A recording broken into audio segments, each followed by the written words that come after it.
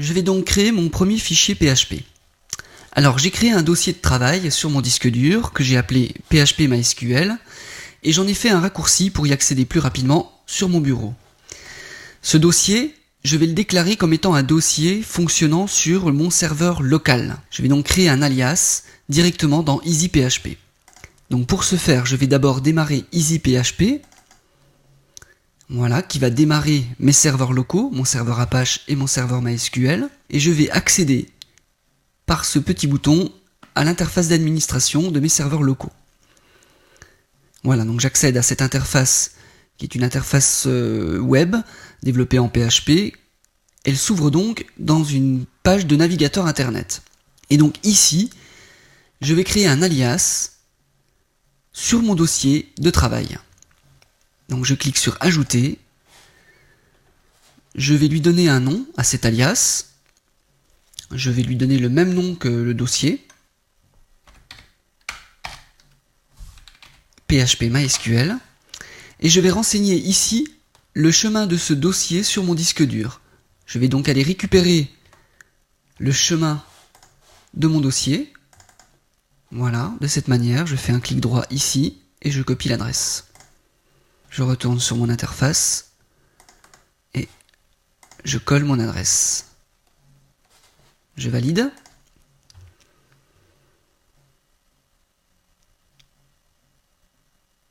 Voilà, mon dossier de travail est considéré comme étant un dossier fonctionnant sur mon serveur local. Je vais donc pouvoir y placer tous mes fichiers de travaux, mes fichiers PHP, pour pouvoir les tester. Libre à moi et libre à vous également de créer une arborescence à l'intérieur de ce dossier, car tous les sous-dossiers fonctionneront également comme étant sur un serveur, en l'occurrence mon serveur local. Je vais donc maintenant pouvoir aller créer mon premier fichier PHP. Je lance mon éditeur, Notepad++, et je vais commencer par enregistrer mon fichier au bon endroit, dans le bon dossier.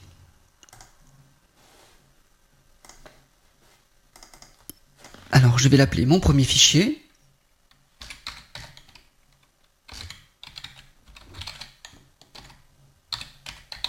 .php.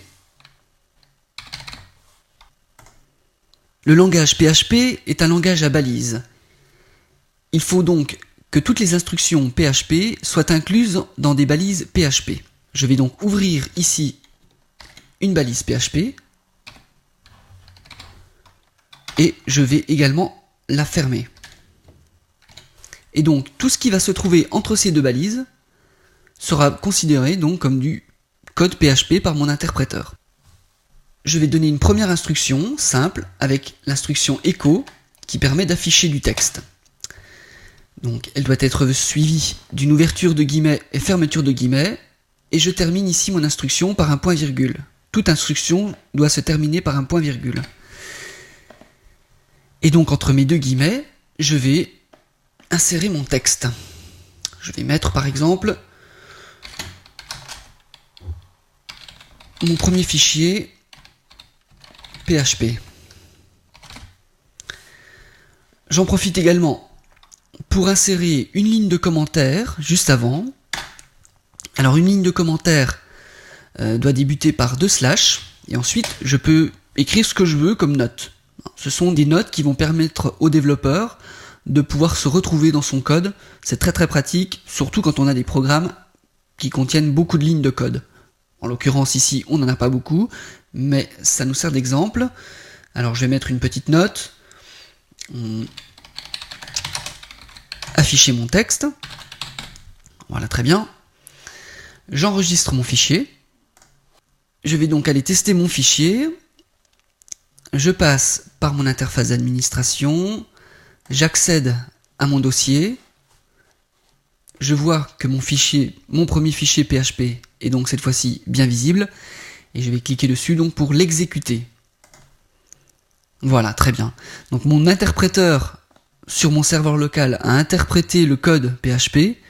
Il l'a traduit en code HTML. Je vais jeter un petit coup d'œil au code source de cette page depuis mon navigateur.